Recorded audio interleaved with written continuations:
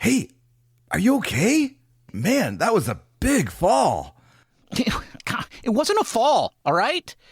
It was a slide. And no, I'm not all right. There's sharp rocks all over this stupid infield. Like, no wonder Matty cut his hand open last year. Why is our infield like this? It's better than Washington, where it was just hard. Which is, like, stupid. Why can't they just put water on it and make it softer? Anyways, no, I'm not all right. Like, look at, I'm seriously injured. Okay, well, we should get you some help. Bob, you want to help him? Fire truck, Ben.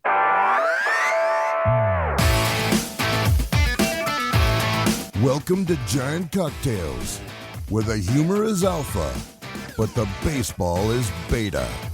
Here are your hosts, Ben and Matthew Henry.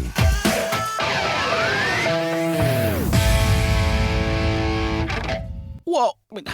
Welcome to another episode of Giant Cocktails, blah, blah, blah, blah. Bob, you're a bigger a-hole than Dalton Rushing. The baseball is still beta? I'm with Bob on this, man. We're not even back to homeostasis yet. Okay, we can't be good if we're still under homeostasis. That's got to be a rule. I don't know, man. They just had one of the massive overachievements of any team of 2026 so far by taking 2 out of 3 from the Dodgers. Like, what if they had swept? They still would have been under 500. Like, are you saying even then they would have been beta? No, because then they would have been one game over homeostasis, and then it would have been good. Oh, I see. That's the barometer. It is. God, our barometer's low, dude. Well, we don't have a where the baseball is lucky, intro. So right. Yeah, that's true. That's true. But dang, Bob, and Matthew, who controls that. I mean, I could change it when I edit it, but I won't. That's too much work. It is. Where was I? Episode 360. Matthew. Donovan Solano. Donnie Barrels himself had a 360 on-base percentage in 81 games for the Giants in 2019. Donnie Barrels played 3 seasons with the Giants, winning the Silver Slugger Award for second base during the COVID-shortened 2020 season, when the Giants missed the playoffs by 1 game. Thanks, Coonrod. In his 3 seasons with the Giants, Solano had a slash line of 308, 354, and 435 with an OPS plus of 113. Donnie Barrels. Yeah. One of those guys that just came and went, but was kind of bright when he was here, Yeah, and then he went and did good stuff for other teams, like the Padres or something. Not as good though. His best baseball was true. played as a Giant. That's true. As it should be for everyone. Enough with the banter. Let's talk cocktails. Oh, fire truck you, Bob. But yeah, okay, let's do the cocktails. What are you drinking, Ben? Well, thank you for asking, Bob. I guess. That's very in your contract of you. Bob, today I'm drinking a cocktail that I'm calling a Gin Gin Fizz. And I probably don't need to explain what's in it, but I will at the end of the episode for those of you who don't know anything about classic cocktails and how to modify them. And that's what I'm drinking today, Bob. A Gin Gin Fizz. What are you drinking, Matthew? Bob, I am also drinking a gin with bubbly, but mine is a Peach Gin Spritz.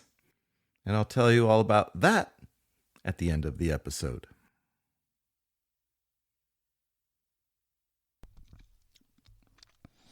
I thought, so you made a bubbly gin cocktail too? I did. But neither of us made an Elliot Ramos Gin Fizz. That would have been a good one to make. Yeah. Right. I'll make a mental note to do that in the future when Elliot has earned it. Not if I do it first, because, Matthew, I often come into with a cocktail that has no name, and now I have a name that has no cocktail. So you never know when, boom, I'll just show up with one. This is true. This is true. I mean, but there is a Ramos Gin Fizz, and I just assumed that would what we would be doing. And... Right. Yeah, that is a conundrum. Well, we'll see what happens. Anyway, today is Thursday, April 23rd, as we record this podcast. Matthew and I seem to apparently now be recording after the end of the week series. I don't know. Matthew just sort of tricked me into doing it this way. We used to do this consistently on Wednesday nights, and now it seems like we're doing it like with whatever. We're just whatever the way the wind blows. Not whatever which way the wind blows. It's what the schedule says. And yes, it makes sense to record when the series is complete. Otherwise, we are telling an incomplete story. It's not an incomplete story. We're just on a regular schedule. Like you know how we did it all of last year? Yeah, but then we'd have to remember that one game from the previous series, and then we'd have to talk about the current one. This is better. Okay? I know change is hard. I know it. But I think you can handle it, big boy. Apparently, talking to people and planning ahead is hard for some people. Maybe you could have handled that. Like, we could have told our listeners, before it happened. Them.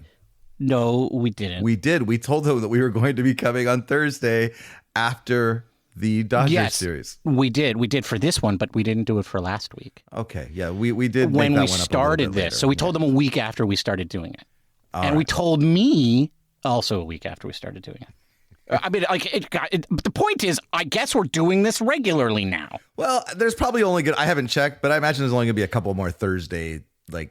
There's usually half, dude. It's usually half. They're usually half their off days are on Mondays and half their off days are on Thursdays because that's the way Major League Baseball works. Did you not know that? I just figured they alternate. They move back and forth throughout the season. I didn't know there was an alternating thing. I just thought it was random.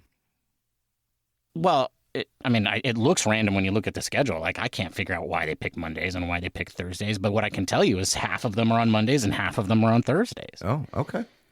So, yeah. So I guess we don't know, folks. We don't know. Anyway, the point is the Dodgers suck. That's the point. Okay. We can agree on this. Yes. Yes. I do also want to point out that if we take away the Yankees series, we're at 500. See, that's a good point, Matthew. Sweeps matter. Yeah, and we're going to talk a little about that later, aren't we? We are. It was like a theme that just kept coming up with you and I as we were talking about the Dodger series. And I think we even mentioned it last week, right? We were like, we'll just win one of these games.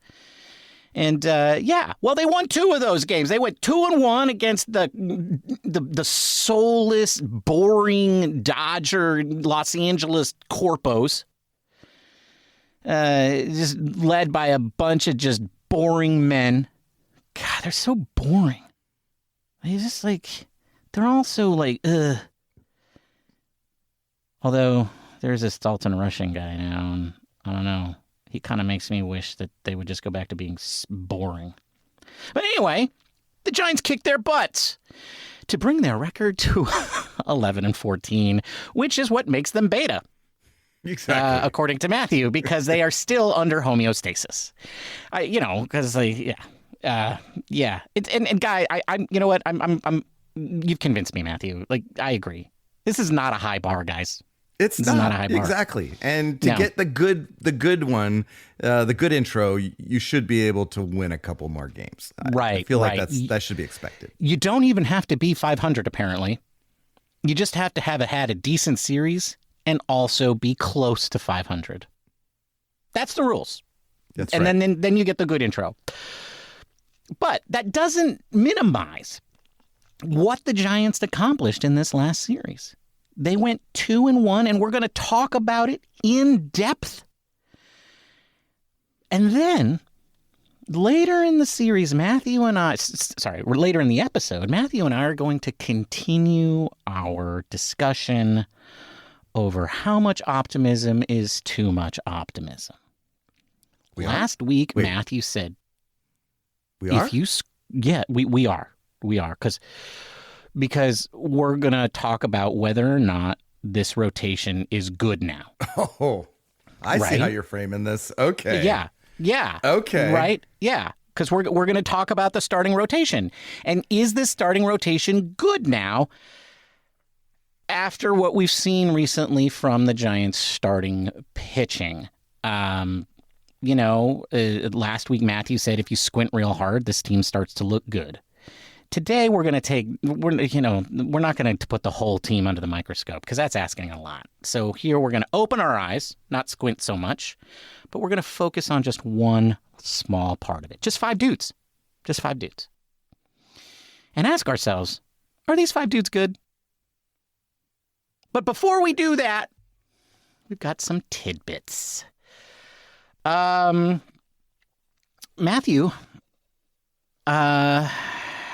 Craig Counsell said something about Shohei Ohtani. And normally, I wouldn't care. But it turns out it's about the Dodgers cheating. And I like that because Dodger fans are famous for accusing everyone of cheating. That's why the whole Astros World Series was so important for them. Because they were finally right. They were finally right. Like, they've been complaining about cheaters ever since Bobby Thompson hit his home run. Like, you just go back and look at their fan comments across all their blogs from 20 years ago, and they're complaining about the cheating Giants. And that even includes the years when Barry wasn't on the team. And okay, like, I'm not going to talk about, let's not bring up, okay, look, I get it. Okay, fine. Like, it's not like Barry put us in a great place in this conversation. But the point is, the Dodgers are cheating now, Matthew. Discuss. Well, so there's the Ohtani rule, or what's known as the Ohtani rule, where if you have a guy that's played in, like, I think you've gotten 20 at starts in the field and has 20 games as a pitcher or something to that effect over the last 3 seasons, they get a designation that basically they don't count against the 13 pitcher rule. And so in effect, the Dodgers are allowed to carry 14 pitchers when every other major league team has to carry 13.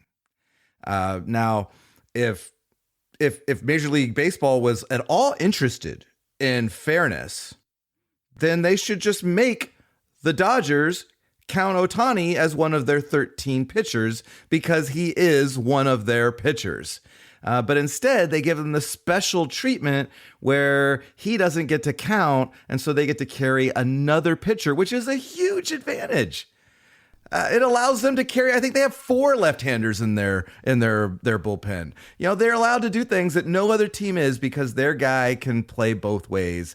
And, Dave Roberts is all like, well, that's just the way it is. Our rule, the rules are what they are. And, I feel like that this rule was put in with the interest of making the Dodgers better, not being fair. And so, yeah, I think Craig Counsell's got a point. I agree with Craig. Also, because I hate the Dodgers. But also, I think this rule is stupid for a couple of other reasons.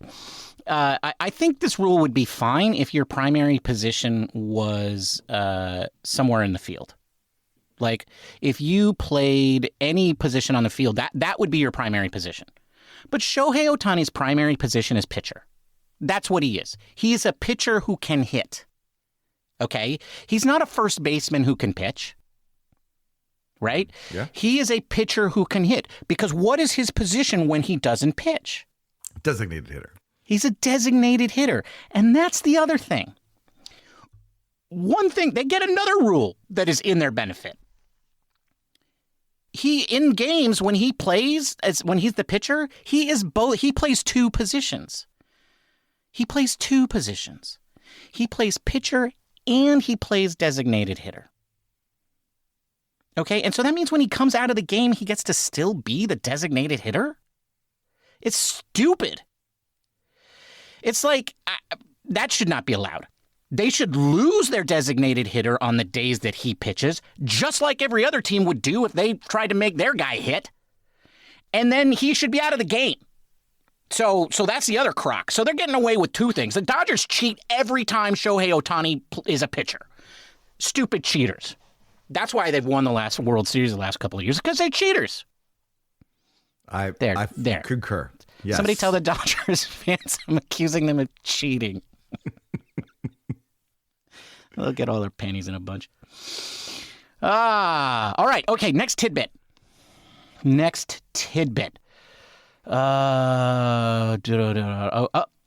no. God, no. Matthew, are you okay? No. No, I am not. Are you? I was. You must be struggling through this situation.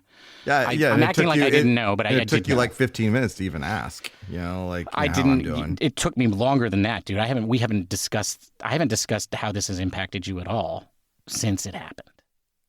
I acknowledge that it happened, and I'm also somewhat disappointed by it. I mean, it sucks when your backup catcher goes on the IL, but how are you doing, buddy? He's not just a backup catcher, Ben. Oh, he was the backup catcher, dude. he was working his way into being the co-starting catcher. Co-starting. Is that like co-CEO? Wow. Yeah, that really sucks for him. Yeah, and for the Giants. Yeah, because elbow neuritis is a thing apparently. Oh my God, that sounds bad. Is that like a flesh-eating bacteria? Is he going to die? No, apparently he's only going to be out for 2 to 3 weeks. Oh. And okay. I chat GPT'd this. The treatment is just rest and like ice and shirt balls. So rest, ice, and shirt balls. Shirt balls. Yeah, because we can't have any 16-year-olds listening to the car with their dad hear Matthew say shirt balls. Well, ChatGPT has a potty mouth, so that's all I know. But apparently he's going to be out for a few weeks, and I'm not happy. I was getting all excited about the possibilities. However, game 2 of this series makes me feel conflicted. Yeah, because there's no way Patty Barrels, as I'm calling him as of right now, comes up to bat in that situation. That's right.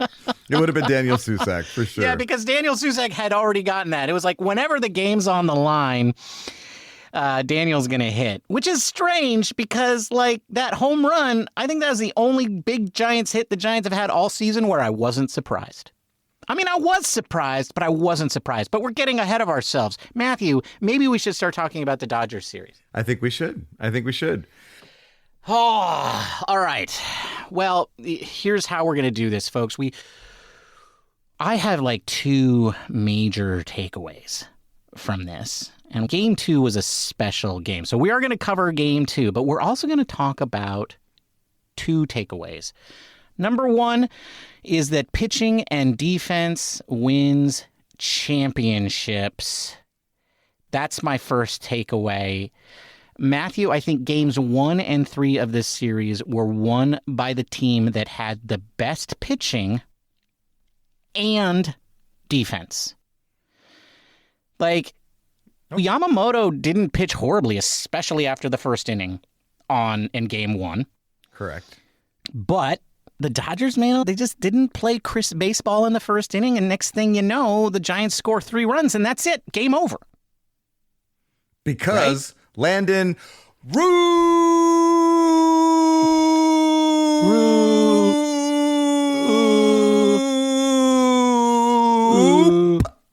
Oop. Yeah. led the way. Yes, right. He did. He did take a little bit of. Yeah, the 4th inning wasn't pretty. I get it, but we can't be perfect. But it was gritty. The 4th inning was gritty. That's right. It was. And, of course, our bullpen was also lights out because it's always lights out. I mean, this is getting boring, dude. This is like, Borucki, Miller, Gage. Yeah. They all pitched. And facing the Dodgers, Matthew, it's starting to make sense to me. Oh, this is why they have 3 lefties. It did, right? I mean, you're like, oh. Okay. Oh, that's what Buster was thinking.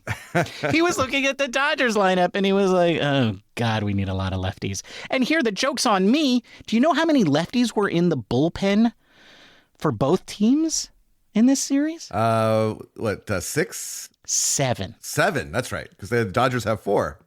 The Dodgers carried 4. Math was never my strong. Yeah, I know.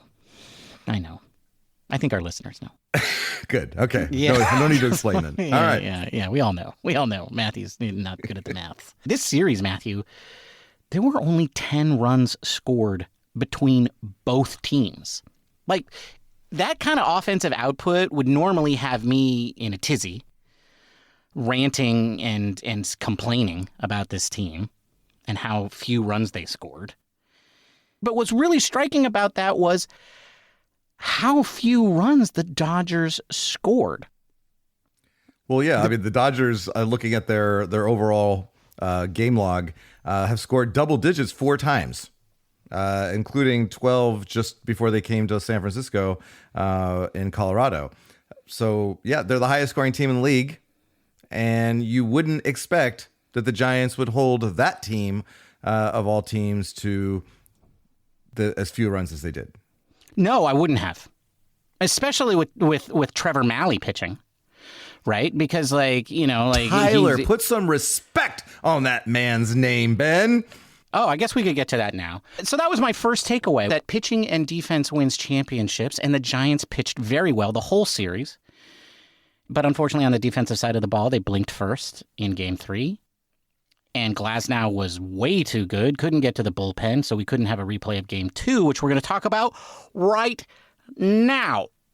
Because Game 2, Matthew, you make a good point. The Giants did not roll out Trevor Mahle. No. They rolled out some guy named Tyler. Who is this Tyler guy, and why hasn't he been pitching for the Giants the whole season? Please explain. What is going on? Is this another Tyler and Trevor thing between like the Rogers brothers? Yeah, it's interesting that you've kind of latched onto Trevor as the Tyler-Trevor alter ego. Well, I mean, Trevor's obviously the lesser Roger. Oh, wow. Well, that's true. That's true. But not nice of you to say. Jeez. Yeah. What's kind of funny is that's not how it was for most of their lives. Yeah, that's true. Until you get to the major leagues and major leaguers couldn't hit underhand pitches. Yeah. Anyway, the point is Tyler Mahle was outstanding. That's the point. And I did not see this coming, Matthew. I did not have that on my bingo card for this series. I did not have Tyler Mahle shutting down the guy who has the best stuff in all of Major League Baseball this season. I do want to point out that the man last year had a 166 ERA plus in 16 starts. Okay, so when he's healthy, he's good. I mean, that was the theory, right? Yes, when he's healthy, he's good. This year, he was healthy and not good, right? Especially in his last 2 starts, when he gave up, 6? How many home runs has he given up? 1,000. The Giants have given up 24 home runs this year, and I think he's given up a quarter of them. I think he's given up 6, including the 4 in Cincinnati. Yeah. The Giants have given up 24 home runs, which, by the way, is like the median. The Giants are the middle of the pack with 24 home runs, but a quarter of them have given up by Tyler Mahle, and also 2 by Buteau, who probably shouldn't have been throwing at all. So you can see where I was surprised. Right, you say of course he's good because he had a 166 ERA plus. But I'm good. In Buster we trust, right, Bob? I trust Buster with my life. Exactly. Well, I'm glad Tyler finally showed up because that was an amazing performance. But you didn't tell the truth. Tell me the truth. How did you feel as that game was progressing? All right. You want the truth? Yeah, I want the truth. I was so nervous. Every batter that came up, I was like, this is it. This is when he gives up the home run. And right. I just kept waiting. I kept waiting for the other shoe to drop. I just was like, this is not sustainable. At some point, he's going to give up a crap ton of runs, and then we'll know that this is all back to normal. But it never happened. Yeah, you felt like the other shoe was going to drop, right? That everything was going to come crashing down. Exactly. Yes. And it's because they were in the 0-0 game, and it was against Ohtani, and you were like, the Giants are never going to break through against Ohtani. But then they put ducks on the pond, and it was and then Matt Chapman, he was going to score, but then the baseball gods were like, no, the ball shall not carry him the way you want it to. And then Casey Schmidt came up, and it was just okay. Casey had been so good coming into this series, and then no, it wasn't happening. And you could tell the first pitch that they threw to Casey, you're like, oh no, he's just gonna throw 2 more of those, and that bat's over. And that's exactly what happened. 2 pitches that weren't even in the strike zone, close to being in the strike zone. Yeah. But the good news was, Matthew, Ohtani threw 23 pitches in that inning. And then they took him out of the game. And they should have lost their DH. And he should have been fully out of the game. But no, the Dodgers are cheaters. And so, yeah, whatever.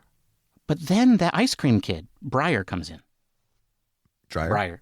Dryers. It was one of the ice. I don't remember. One of the two ice creams. One of the two ice creams. Air came in to pitch. Right. Mm-hmm. Right. Yes. Ben and Jerry came in to pitch, and then the hot guys, Jung-Hoo Lee, who I will admit had a good series, comes in. Elliot Ramos comes in. Right. Yeah. Chest pumping. Yeah. Elliot Ramos. Yeah. And then that means because the runners are first and second with nobody out, they get to keep Gilbert in the game, which was important because it turns out, Matthew, they don't have anybody else to play center field, apparently. That's how much they don't want JHL playing center field. Okay? We went from a guy who was going to be our leadoff hitter, center fielder, sure thing. Brendan could have played center field, man. To a guy who they won't eat, they don't want. They're desperate, they're desperate to not let him play center field. So they were happy when they could send him up there to bunt, their regular center fielder, who, by the way, was in AAA a week ago. You know. Well, that anyway, AAA-er got the bunt down. He got the bunt down, and the bunt ended up not mattering at all. All you need is a sacrifice fly there, right? That's all you're looking for. That's all you're looking for. Or a ball in play, you know. Yeah, but then we had the biggest at-bat of the season. And it was by none other than Patrick Bailey. The man who you want to, just kick to the roadside. It makes it hard to defend my stance when he does things like that. That's for sure. Which he does all the time. He has 5 of those a year. Okay, maybe he actually has. I saw there he was tied for third in the league since his career started with go ahead home runs after the 7th inning. We talked about this last year when he did it then.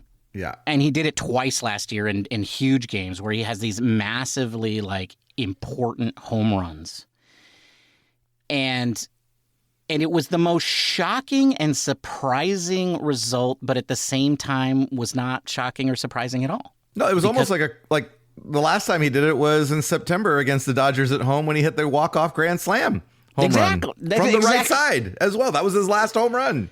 And you say that like the right side is his bad side. I looked at his splits, Matthew. He's equally bad from both sides. Okay. They just keep telling me that his right side is bad side. Well, yeah, that's what everybody says. But have you looked at his splits? He's equally bad from both, dude. Everybody, go tell the reporters. Patrick Bailey sucks from both sides of the plate, okay? Except in those situations. And maybe old Daniel would have hit it to the warning track like he did in Cincinnati. Or maybe he would have gotten a hit and driven into 2 runs and the Giants would have won 2-0. Because the heir apparent to the closer role came in and shut down the Dodgers in the 8th, going through Ohtani. He gave up a hit and then he goes through Ohtani, Freeman, and Smith. Easy peasy. Easy. Yeah. Yeah. And then Ryan Walker came in and he didn't do anything crazy. And that's it. The Giants win the series on Game 2, man. That's right. And we're going into Game 3 looking for a sweep. I did not allow myself to think that. I was driving to work this morning, going, nope, don't you let your brain go there. Nope, don't do that. Don't do that. And I was like, but Logan Webb, no, not Logan Webb. Just focus, And it helped because I wasn't let down when the game played. Yeah. Okay, we need to move on, but I do want to get my last thought out. Okay. Get your because I know it's going to piss you off. That's the only reason I want to say it. It's the only reason I want to say it. And I have one just little tidbit of evidence for it. After watching this series, and I'm proud of my boys. I'm proud of how they played. I love that series. The bullpen continues to amaze me. And I'm so excited that they're so good. The Dodgers are just still way better than the Giants.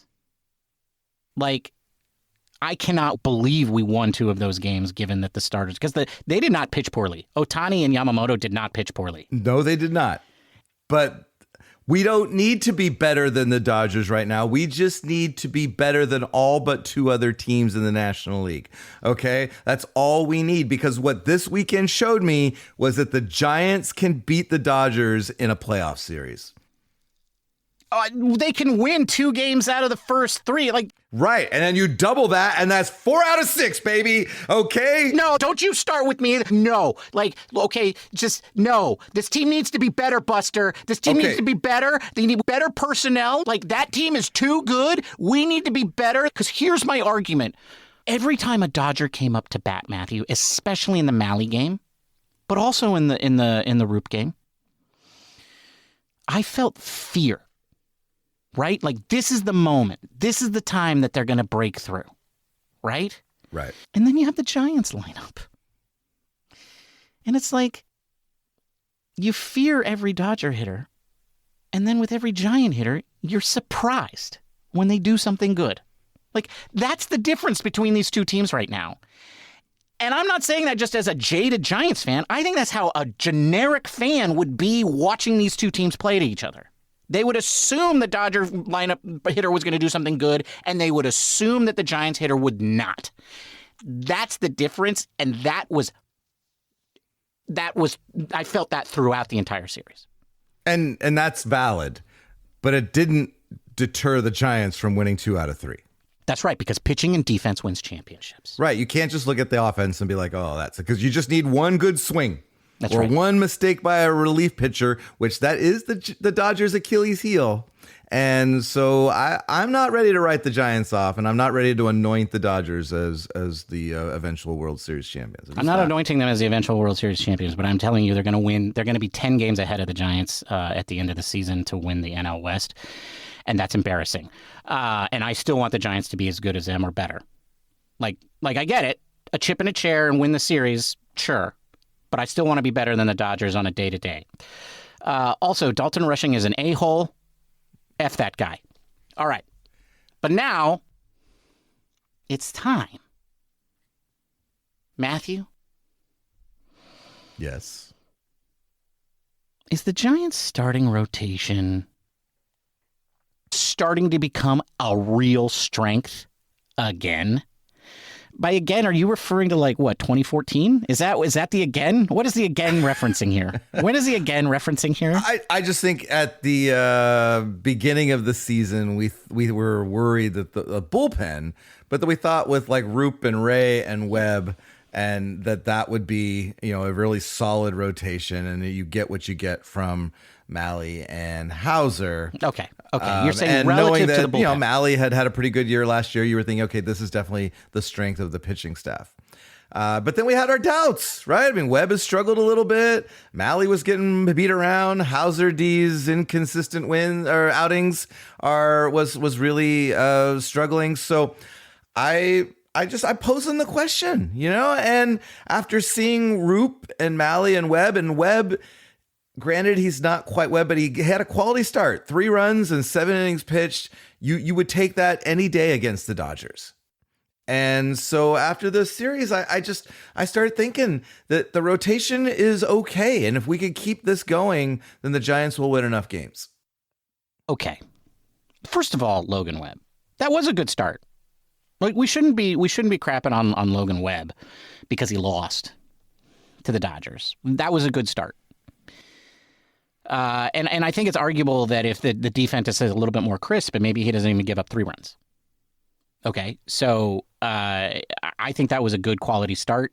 And yes, if our offense was as good as it's supposed to be, then maybe we could win that game. Maybe not the way that Glasnow was pitching. But you know what? Better hitters would do better against the same guy, right? Yeah. That's how that works. So, and then Landon Roop, oh my goodness, man.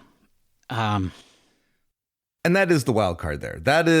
I think that's the tipping point. And we joke about it, right, Bob? Landon Roop for Cy Young. Right, but I'm starting to think that if he continues to pitch this way, he might get some votes at the very least, and I wouldn't be surprised if he finishes in the top 5 in Cy Young voting if he continues to pitch this way, because he's been that good. He's been that consistent. Now, take away that 4th inning where he was struggling to find the strike zone, but also don't take it away. Look at it, because he had some grit. He bore down and he got through it. And that's the kind of like spirit that you need to see from your starting pitchers, right? We've seen that from Logan Webb time after time, but now we're seeing it from a younger guy like Roop. I think that with that type of pitcher stepping up into the rotation, then yeah, our rotation becomes a strength for sure. I mean, I totally agree with you. And I agree with the whole thing about the 4th inning. He lost control of his pitch. He didn't know where it was going. It was like anything that was a changeup or a fastball, he could no longer control. And he worked through it.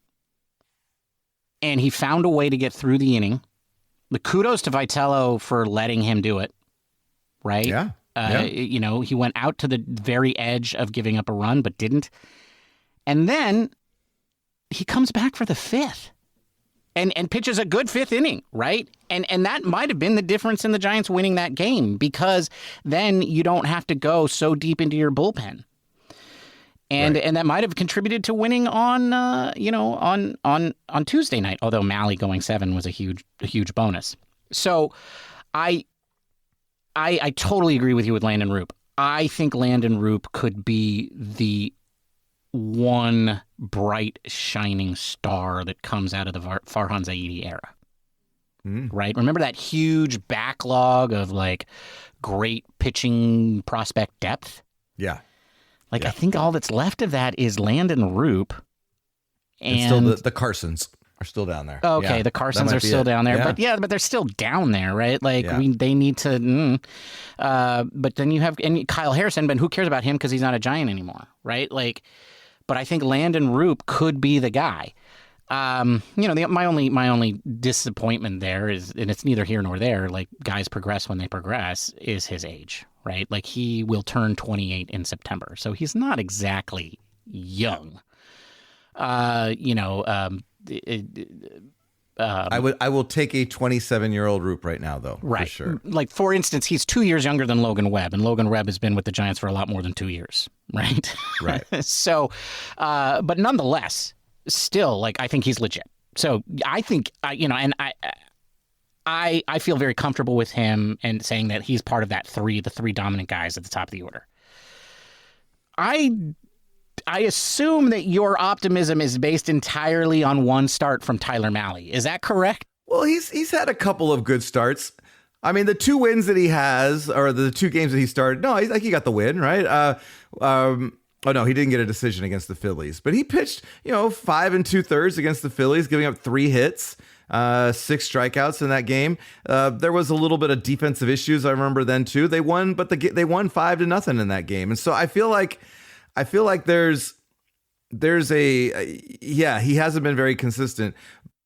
But after seeing him against the Dodgers, I don't see why we can't continue to see at least a better version than what we've seen with Tyler Mahle so far, especially if you look at last year and see what he did. Like, I think that we have to give him a little bit of credit. Like, he is a good pitcher, and we've been kind of like bagging on him a little bit. And so I am, yes, maybe recency bias is a little bit there, but at the same time, he has convinced me that at least he deserves to be in the conversation of a legitimate starter. I think he had one good game against our rivals, which makes everybody think better than him than they probably should. He sucked balls his last 2 games. He was atrocious. Those games were unwinnable. You cannot be a 5th starter and pitch that way. Well, okay, I get it. I see what everybody's seeing here. I understand. And I would agree that, yes, he did have some decent performances before this. But now I've seen the highs and I've seen the lows, and I'm like, okay, I'm not going to bet on this. Like, that would be my recommendation. Do not bet on this. Okay. Well, the Giants are 2-3 in his 5 starts. Okay. And I think when you get into 4th and 5th starter kind of territory, if you're anywhere near 500 with those guys, that's a win. Like, what do you want from them? He's a 5th starter. I want him to not go out and pitch automatic losses, which he did in his last 2 starts. I will grant you this. It is a positive sign. It is a positive sign The fact that any pitcher can shut down the Dodgers like that is a great sign.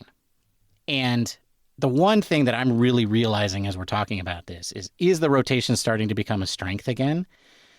Well, I don't know that it's a weakness, but I'll tell you what. Boy, I was so wrong about our bullpen. Like, I couldn't have been more wrong. That is now our biggest strength. It's crazy to say that, but our bullpen right now is the biggest strength on this team. Well, and I think on that note, kudos to Vitello and the staff for finally kind of, learning about where everyone needs to be placed, and they're finally starting to kind of get it. And that was kind of, they needed to do that. They didn't know these guys. There was a lot of that kind of figuring it out, and they have. And so, yeah, if they can keep up even kind of being close to this, this will be a big thing for the Giants for sure. No, I agree. Like, Bo Rucky is the first lefty in, and then you have Gage, and then it's Miller, and Killian is your setup guy, and Walker is still the closer for now. Which, obviously I disagree with that, but like I could see how reasonable people would disagree with me on that, right? Like, Walker's your closer, Killian's your setup guy. That's what it looks like now. Agreed. Yeah. Yeah. All right. Well, Matthew, it's time for us to move on because the Giants are moving on. Well, I mean, they're staying in San Francisco. They're playing a different team. The Marlins. All right. How are the Marlins doing? They're better than the Giants. A half game better, but yeah. Yeah, and now that a lot of teams are better than the Giants, but not as many as they used to be. Correct. We're slowly creeping up. Right. The Rockies are where they're supposed to be. A lot of the White Sox are. So yeah, well, then there's the Phillies and the Mets, and Oh God, the Phillies and the Mets.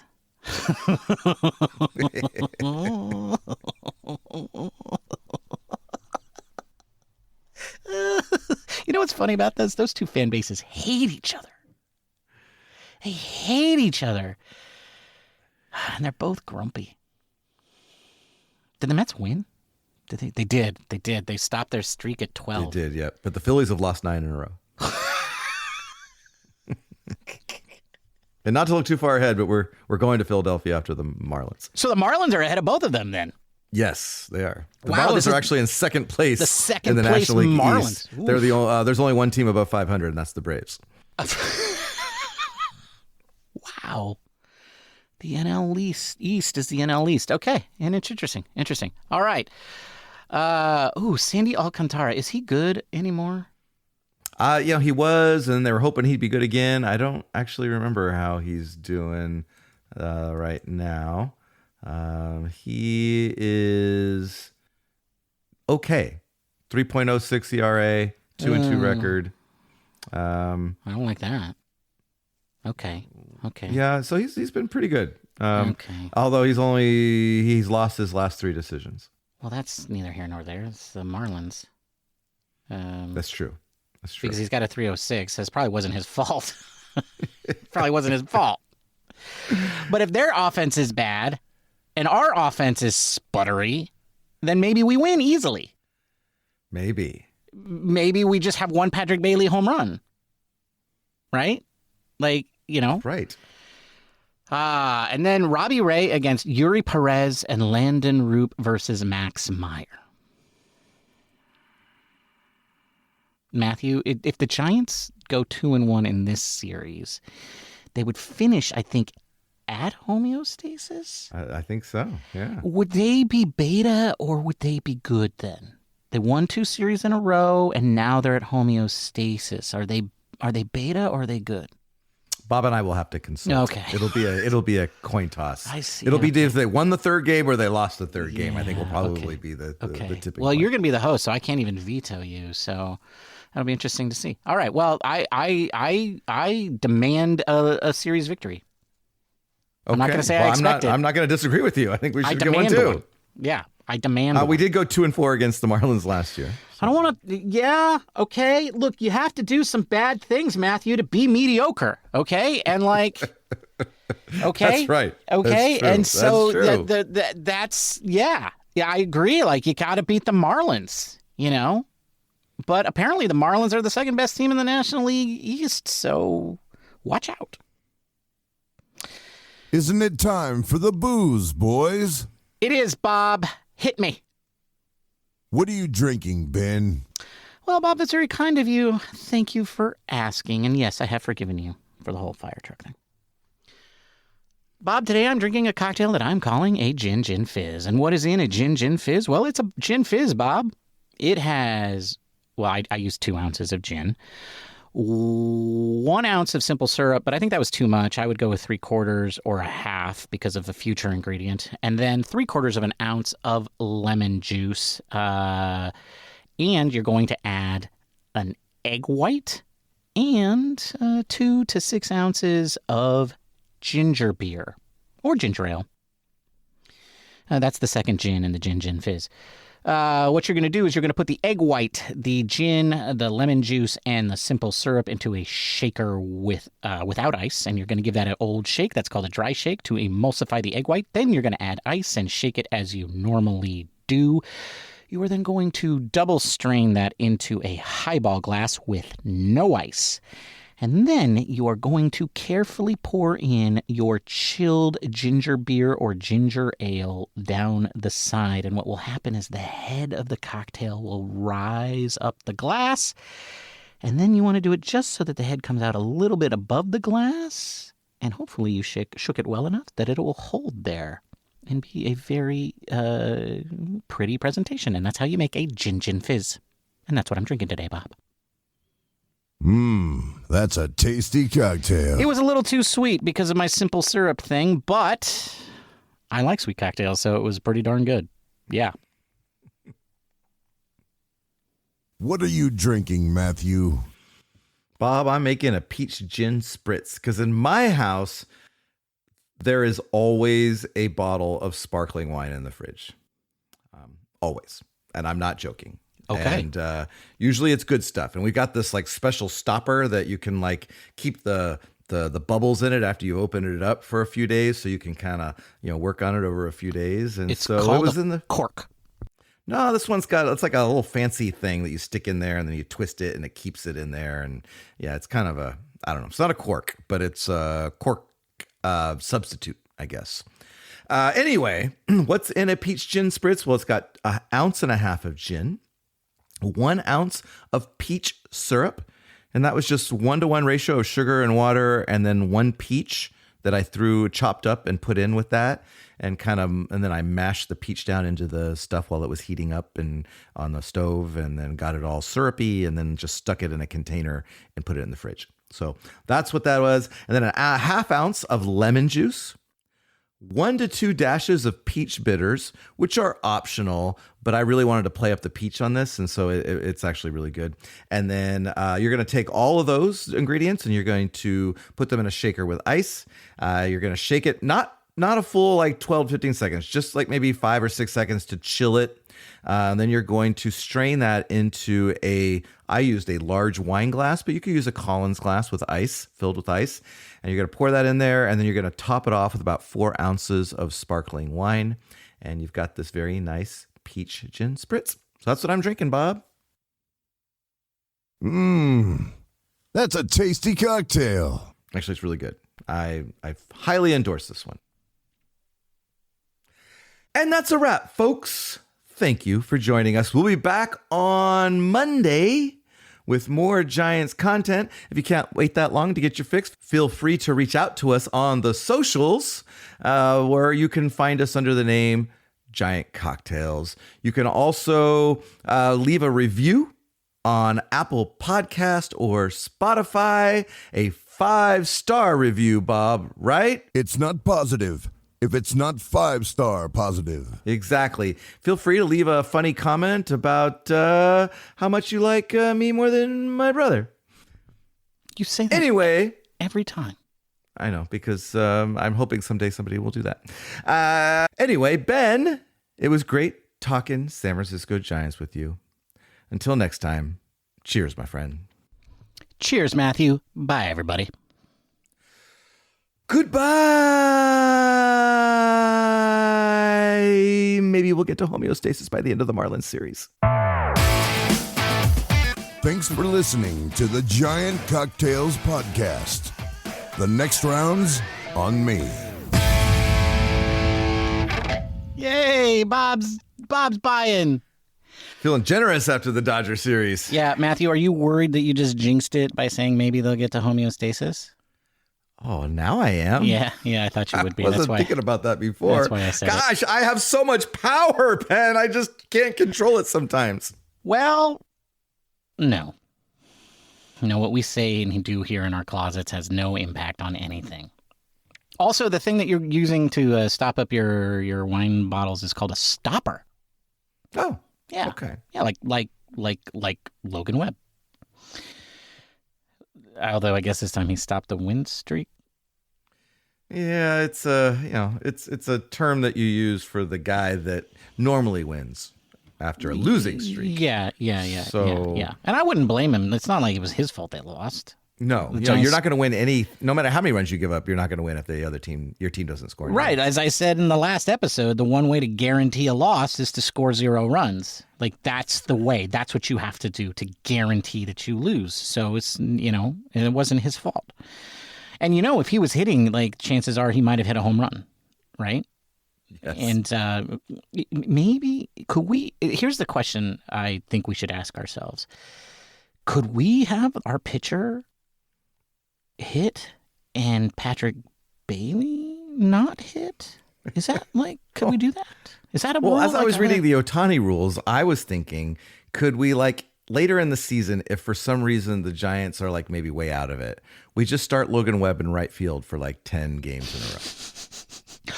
Oh, because then he qualifies. And so then next year we could have 14 pitchers. Some teams can play this game, suckers. Some team is gonna do that. You know that, right? Some team is gonna do that.